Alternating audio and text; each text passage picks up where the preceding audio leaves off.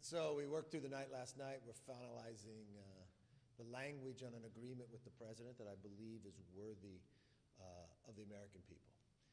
Just to take you back to where we all started, back to February 1st, sat down with the president.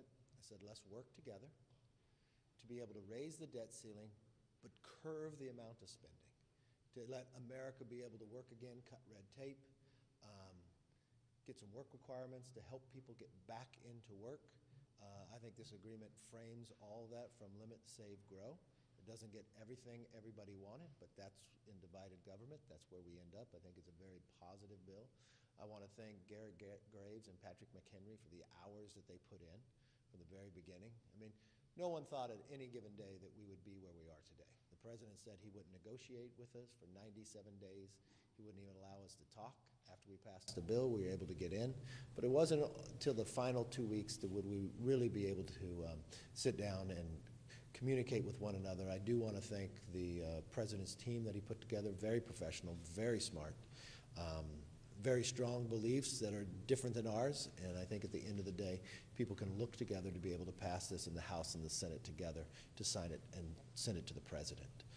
With that, let me bring in, I want Garrett to say a few words, I want Patrick to say a few words, and then we'll be able to take questions so you'll know for it. We'll first start with Patrick McHenry.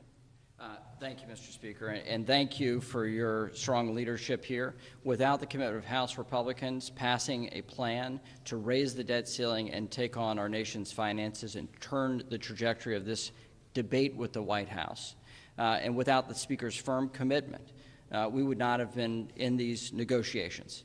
And the negotiations were intense. They were quite challenging. The outcome of that is a fundamental shift in the spending trajectory in Washington.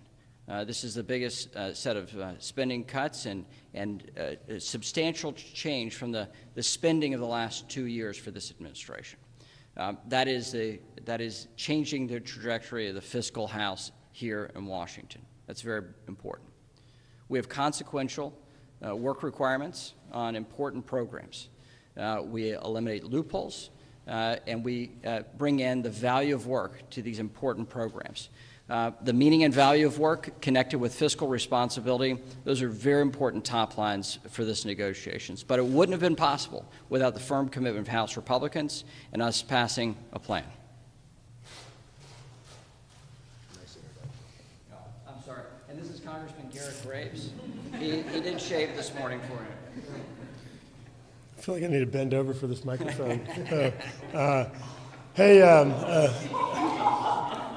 What? They put a lot of hours in. Yes. We have. No. Good friend.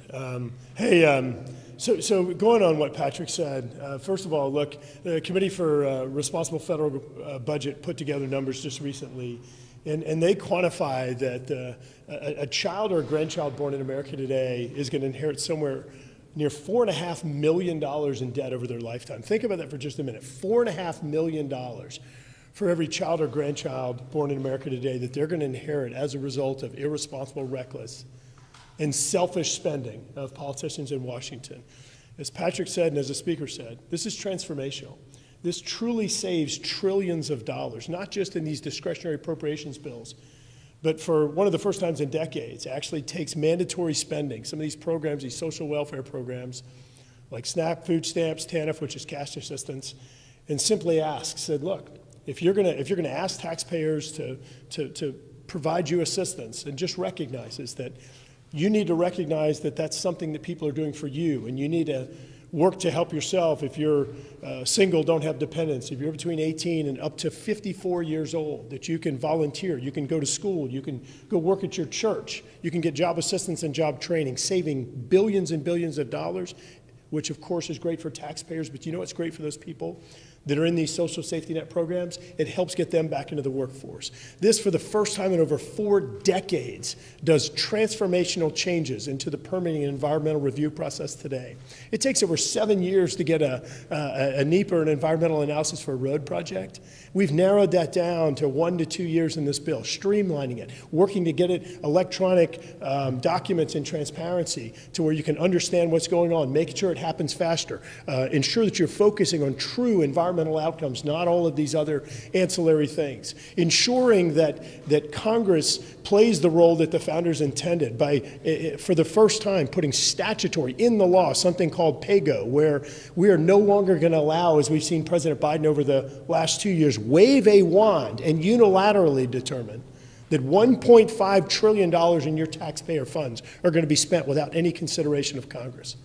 Look, we can go on and on. I'm going to say it again. This is transformational, number one. Number two, it would not have happened without the strength of the Speaker, without the resolve of the Speaker, telling the White House that he is not backing down, without the support of the Republican conference, and demanding that we make progress in terms of saving, changing the trajectory of this country, and ensuring this entire time that our perspective was that coming from the kids and grandkids, the next generation that are going to inherit the irresponsible spending that Washington has been doing for decades. Thanks. Not only is this bill transformational, I hope you see that the change in Congress. Not that it just opened to the People's House. I hope you saw going through this, we wanted to be very open to the American public of what we were talking about. No longer do you have to pass a bill to find out what's in it.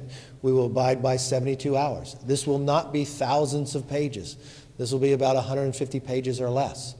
Not only will the members be able to read it, the public will be able to see it as well. I wanted to make sure that the members actually got the information about the bill before it's read to all of you. I'm trying to change the House where it works again.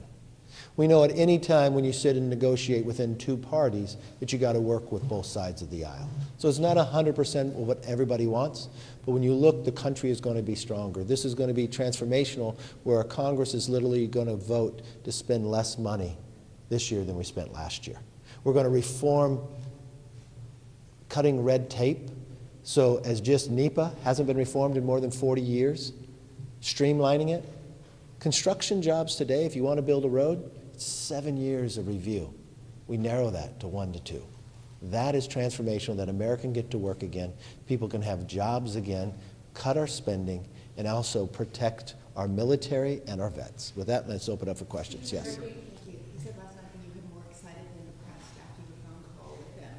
This morning, according to what we're seeing, talking to members from your caucus who you've asked to have unity, they are angry. They are not pleased. They think that you've given away a farm here. How do you get those conservative members? Do you meet them? How do you get them back? I'm not sure who you're talking to, because we did a conference call with our conference, and over 95% were overwhelmingly excited about what they see. They haven't they're getting the text today in the process. Look, in every single negotiation when it comes to debt ceiling and others, you get both sides of the party voting to pass the bills, and I expect the same thing happen here. Mr. McCarthy, some of the sentiment coming from your members, from Ken Buck, he said that he's appalled by the spending. Ralph Norman calling it insanity.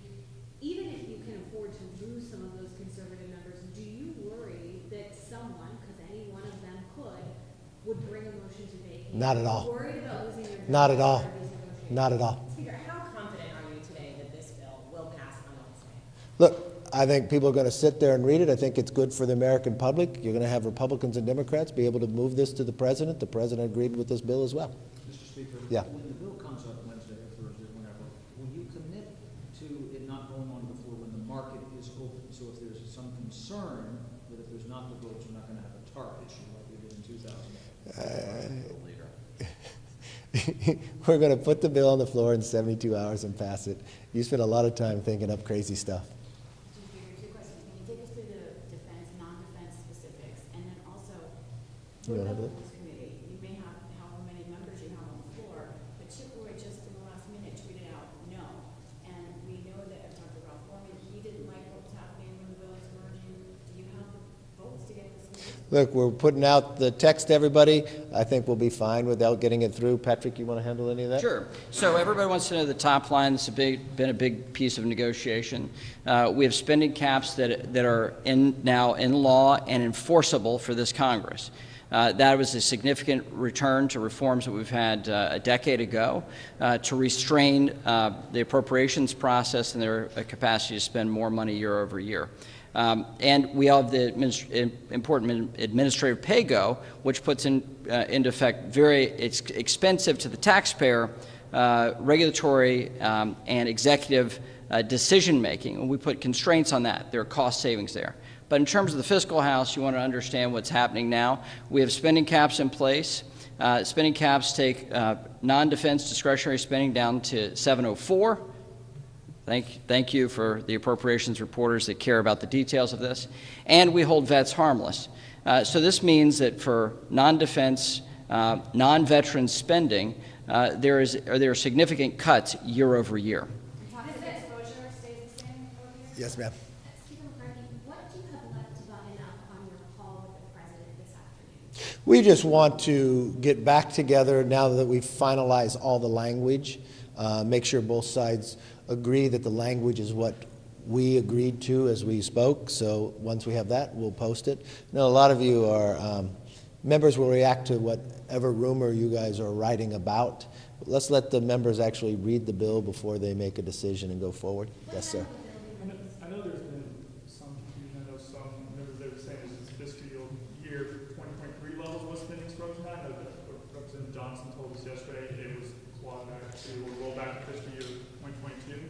Look, and limit save grow went 2022. What this will do is it increases defense and it increases veterans. If you take non-defense with veterans out, it goes below the level of 2022. Yes. I want to go back to the PACT Act. Will that not be touched in this process? The PACT Act is not. No. No. Yeah. Yeah. Anybody else? Yes, sir.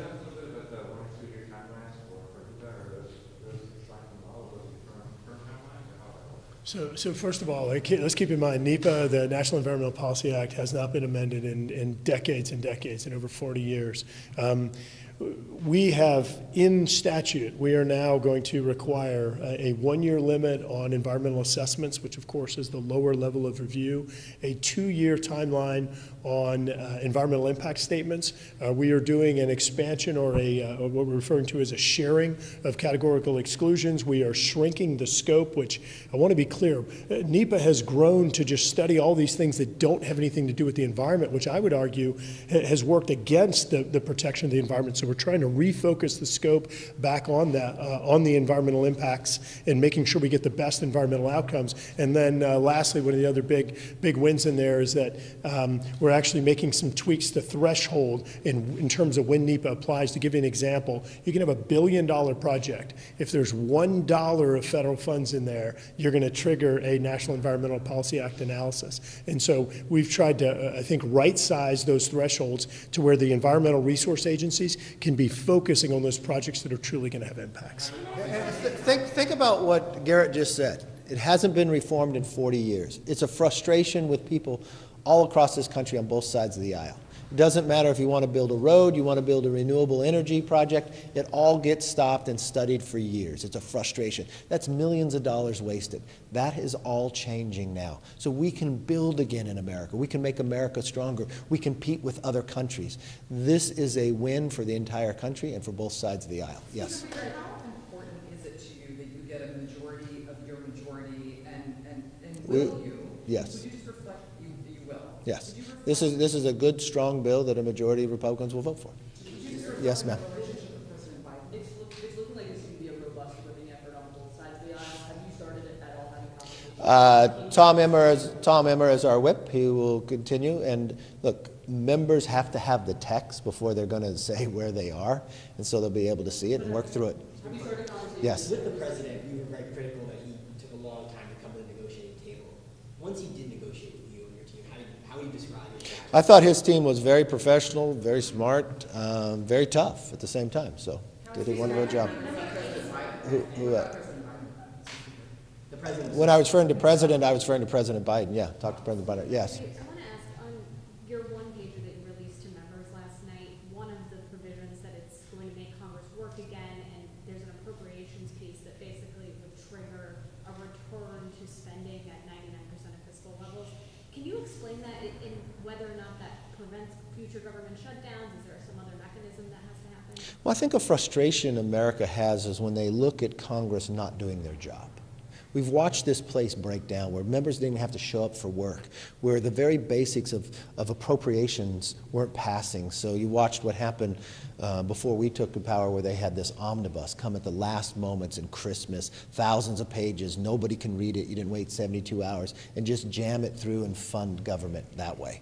We want to make sure Congress works again for the American public. So when we became in the majority, we want to do everything in our power to have this process change. And that's getting back to the appropriations. Part of the strength of having this agreement, you got the top lines for the next 2 years, so people can go right and decide your priorities for America.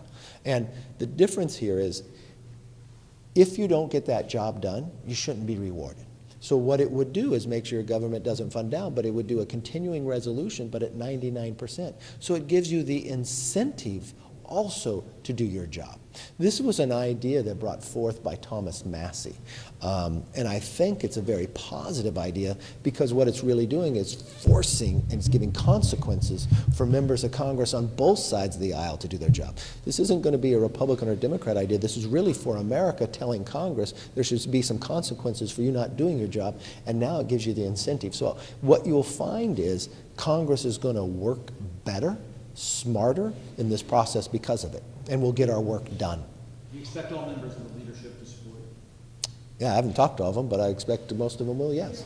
Yes. You obviously remain some Democrats to help you push this over. Well, yeah. Have you spoken to Hakeem Jeffries, if not, when do you plan on? I talked to Hakeem Jeffries on a number of bases, time through.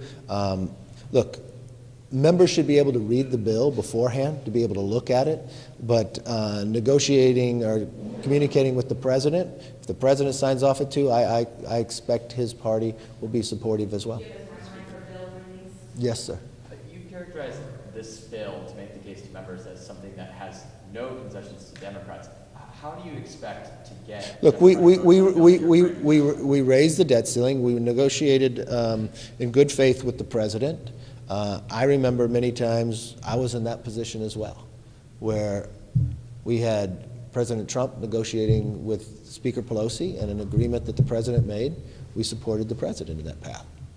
But I think there's a lot in here. Look, everything in this country is not just a Republican and Democrat idea. There's ideas for America. I firmly believe there are Democrats out there that want to have their projects built again. I may want a pipeline, a road built. They may want a renewable energy project built. That's a project. And they're both being stopped because of what NEPA and studies are doing. This helps everybody. It's not a Republican or Democrat idea. It helps the country. The idea that we're going to make this process work again in approps, that's helpful to the nation. So that's a Republican and Democrat. It doesn't mean you get to determine the outcome of where you're going to spend your money, but you got a process to do it instead of shutting down here. If you look from an idea that that we have putting people out of poverty into work, I think that's a positive thing. We've watched time and again. There'll be people on both sides of the aisle might have a little difference of opinion of that, but that's helpful. When you look at PAYGO, I think it doesn't matter who's in power, Republican or Democrat, you want to make sure the Constitution works, that the president, whoever it is, be it President Biden, be it President Trump, that can't go around. This was an executive order that President Trump actually put in. We took it, put it in statute now, and made it stronger. That's good going forward long term on both sides of the aisle. So I think people will look back and say, oh, I didn't get exactly what I wanted, but there's something in here that it shouldn't be about you, it should be about America. America believes that we've spent too much, so this spends less. First Congress to do it. We pull back money. You know what? No longer are we going to send American taxpayer money to the CDC Global Fund to China. I think both sides of the aisle would like that idea. There's a lot in here for both sides, yes. This is a 2-year deal followed by years of non-enforceable funding targets. That's not the 10-year deal with budget caps that you guys were originally seeking. So how do you convince the Republican Congress that this is truly transformational when it comes to reducing the debt deficit? You want to have one or you want me to? So look, first, we've put in place spending caps. What we saw with the last caps agreement is they eventually waived them. And then we had a compromise, and the compromise was we would set spending levels for those additional years, knowing full well that the next Congress could even undo our spending caps. But now we've moored the process to spending restraint and a glide path for how we fund our government.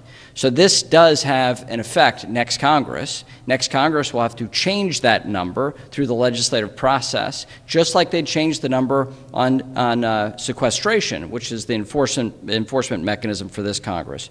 So two different ways to achieve this similar outcome, fully recognizing that Congress legislates and can undo existing laws. So it's a practical application of the fact that we are, in House Republicans, trying to drive spending as low as we possibly can and enact it, and a White House who's spent more money, this White House has spent more money than any other president outside of wartime. So the difference between our perspective and their perspective is enormous. So for us to draw them down and actually have spending restraint year over year and within a Congress is truly transformational and different than what we've experienced in recent years in Congress. This is the most conservative spending package in my service in Congress, and this is my 10th term. Can I just clarify one thing? You said that there were 2 years enforceable and 4 years not. I want to be very clear.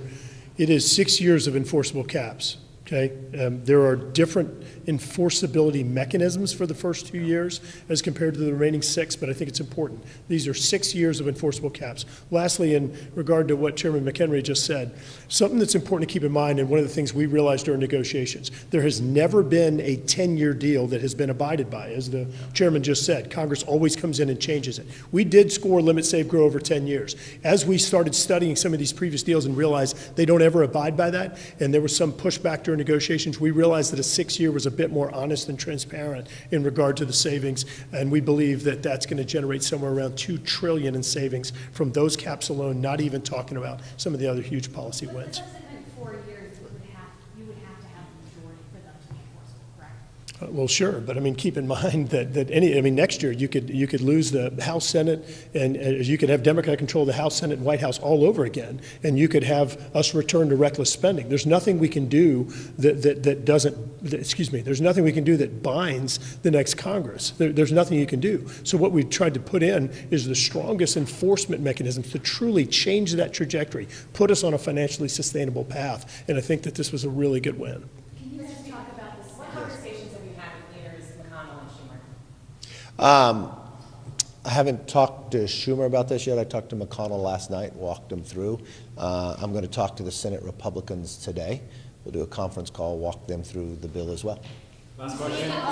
Yes. Can you guys take us through the specifics on the work requirements? Is it SNAP where we're seeing that up to 54, not Medicaid, I assume? Correct. And also on permitting, is there any transmission? You both take it. First, SNAP and TANF is what we're talking about. Two different functions there. On SNAP, we have additional work requirements that are quite consequential. And then we also, you'll see text and you can judge for yourself. And then we have states that play games with how they roll over funds and they accrue more account balances they use on other things. We take that gamesmanship down dramatically and significantly. On TANF, we have different schemes and loopholes that we close, and we clean that program up significantly in putting in place the most significant reforms we've seen in generations. You want to do permit? I think they have one. Yeah, sure. So there was a lot of talk about how to approach the permitting and regulatory just challenges that are preventing projects from moving forward. And there was discussion about potentially separating the way we treat different types of projects, but at the end of the day, everyone benefits. And so we don't bias one type of project versus another. All types of projects benefit under the reforms and the streamlining that we put in place. Now, last thing to keep in mind is if you have a project that has a lower environmental impact, like an environmental restoration project, of course, under this, it'll be calibrated. Your review will be calibrated. We also did include a study in there to begin laying the groundwork to better understand how you can sort of cause interoperability among the different regions, the different ISOs or different regions of connectivity around the United States. So how can you go from one planning area of electricity to an adjacent one? How do you interconnect them? What type of capacity do you have to share electricity? And I need to follow up on this too. He explained what's in here. There's much more that needs to be done. I had a conversation with the president. I pledged to the president that we will continue working with them and with Democrats across the way, because we need energy all forms of energy, especially for our grid, to double in the next future. And so we made a commitment that we're not stopping now. And that would also deal with transmission. It would deal with pipelines and others. But I had that conversation with the president yesterday and with the White House. Again, if you want to follow up any on that as well. Yeah, sure. And I'm sorry, I hadn't slept lately. One other thing. We also, yeah, but y'all got free chips yesterday. So one other thing is in regard to transmission, look, we recognize that there are fundamental problems with transmission. All these energy generations have been built, it can't connect it to the grid. One of the other things we did in Fast 41, there is a process to expedite permitting and regulatory. We did include some of the energy storage components in there that had been previously left out. That's a major improvement for transmission and balancing for intermittent energy sources. And then lastly, the Speaker did have a conversation with the President. Again, they both acknowledge we have major transmission problems across the United States. But rather than trying to step in and prescribe a solution when this issue really is not well understood in the Congress, where we would perhaps cause more problems than solutions, there's discussion about how we move forward in a bicameral, bipartisan way in really studying this and make sure that we move forward in the way that's going to solve problems, not cause more. And I talked to the president, then I called Hakeem Jeffries to the Democratic lead, and I wanted him to hear directly from me exactly what I told the president too, pledging that we would continue this work to try to solve. I think if we can get energy right in America, it will not only make us independent, but it will make us stronger, produce more jobs, and there's great ideas on both sides of the aisle, and that's really when you look at things for Republicans and Democrats, I think that's a very strong place, especially in this bill as well, and the pledge of what we're going to work together going forward. So thank you all very much. Appreciate you. Thank you.